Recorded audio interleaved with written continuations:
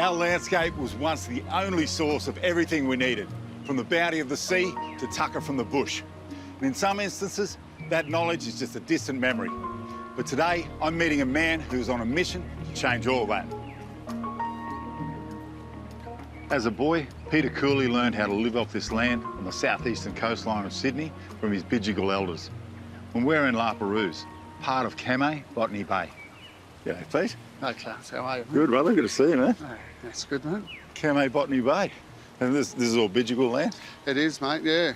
All traditional country for me. Spent a lot of time as a child with families up in this area here, connecting to the ocean and having a good feed on the rocks. So what do you remember most about learning from the elders? Oh, just being able to go around the rocks, identify or collect what we could eat and what we couldn't eat, accessing it at the right time, particularly low tide when we could walk around and food would be exposed. And that knowledge base would have extended into the bush too, yeah? Yeah, absolutely, absolutely. I mean, on the coast, we have the best of both worlds, I suppose. We've got the ocean and the bush. So, yeah, definitely plant knowledge as well as a kid. Especially the bush here, like the sandstone, it's just iconic, but the plant species and the ecology are so unique. Absolutely. Our eastern suburbs Banksy scrub here, our coastal plants, you don't find a lot of these species anywhere else. They're just unique to the coast and they're very important as well to us as Aboriginal people on the coast. And what are some of the key learnings that you got from the elders here?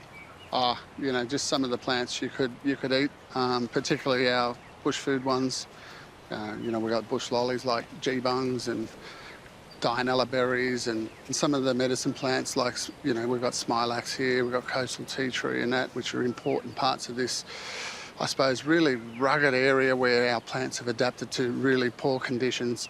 You'll notice when you walk the coastline, our plants are very low-growing plants, and that's from those, you know, really harsh conditions, strong winds on the coast. Pete, life took a bit of a turn after growing up in Paradise. Yeah, I mean, you've got to make a living, so I ended up taking on a trade in diesel mechanics, and at the time, who knew I would spend 20 years underneath earth-moving equipment and big trucks and, you know, all that heavy work. Things have a shelf life, and I didn't want to do the trade anymore. I felt there was something missing, and, you know, for me, that was community and it was connection to, you know, our country here. And that's where I set up a project called IndigiGrow. How does the work you're doing at IndigiGrow relate to this plant community? Well, it has a direct relationship because, you know, we've had a connection to our lands here through our plants for thousands of years. And now it's about getting our young people on board, teaching them about the plants and then teaching them how to grow them. And that's what we do in the nursery. Nice spot. Peter set up 2 nurseries in the area, both focusing on local native plants. And Gavin is the manager here at Perouse. Great setup. What's the process to get to where we're looking at now? Basically grow the local critically endangered species, but we also incorporate into native bush foods also. Yeah. We also do go out in the bushland and source cutting material and also collect native seeds. Yeah, so then when we bring them back, we propagate them. Once they take root, then we put them in the shade house for a couple of weeks, and then we bring them out to the actual climate where they tend to start thriving. Harden them up a bit. Yeah. So how many plants are you holding at any one time? It must be a fair bit of stock here. There's a lot of stock. I mean, we do tend to grow a lot more than what we can hold. So focusing a lot on those local species that are... Yeah. Trying to get them to plant it back in the community here. Yeah, and trying to support biodiversity and wildlife. Hey, Jay. Hey, Clarence, how are you? I'm good, mate. Hey, Pete tells me you're one of the managers here at IndigiGrow. Yeah, I'm lucky enough to manage the wholesale nursery up at Matraville Sports High, and I've been at IndigiGrow for about 4 years now. What got you into this in the first place? I mean, I was always kind of into my native plants. Like, I liked my lizards and snakes and that, so I liked making little terrariums and stuff with them, but my last job was just doing landscaping, lawn mowing and all that. Yeah, and I was lucky enough to start 2 days a week, and I've worked my way up to manager in 4 years, and Very nice. yeah, I've done 2 courses as well, so it's been really interesting.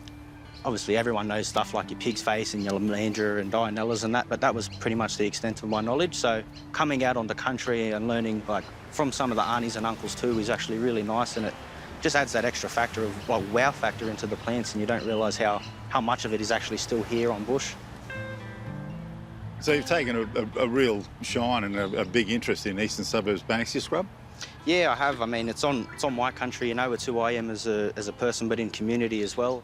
You can see there's a lot of ESBS plants that are still very important to us today. Like you got the Lomandra that we use for our weaving, seed for damper and stuff like that. Dianella berries for dyeing stuff, colours purple. A lot of the stuff you're able to go out into the eastern suburbs Banksia scrub and, you know, collect seed and things like that? Yeah, we're very lucky enough to go out on country here out at La Perouse and collect a lot of that seed. We've got a nice relationship with the national park. What are some of your favourites? Like the Heath Myrtle or Baeckea imbricata is like one of my favourite local ones at the moment because it gets the flowers all the way up the plant, nice white little flowers. And I find they've got a nice little aromatic smell to them too when you crush the leaves and that up. Yeah. You've got some lovely stuff like your 10 corners. So they're a nice little ground cover plant. They produce a lovely little berry and a tube-like flower, multicoloured, so it's like a yellow and red. They're really nice, quite spiky, but a good food source for the animals and us as well. Yeah. We've got some stuff like your flannel flowers. They add a nice kind of pop of colour into the garden and into the bush. One thing here at IndigiGrow we like to try and put back into the community is the 5 corners plant or Stiphelia. Yeah. I really like those. Those are grown on me as well. I like the flowers, the taste of the fruit. Just the whole lot of it just appeals to me as a person. Indigenous nurseries around the country are helping save endangered plants and providing opportunities for young people to work towards preserving our native ecology. Check them out where you live. Peter, this is so impressive. How does it make you feel? Oh, look, I'm just really, really proud of what we've been able to achieve here, sort of providing the opportunities for our young people, being able to give them a job, working on country, but more importantly, working with our traditional plants on country. So for me, I'm extremely proud about being able to do that. Plants are a connector. It doesn't matter your gender, your background, your age. It connects everyone.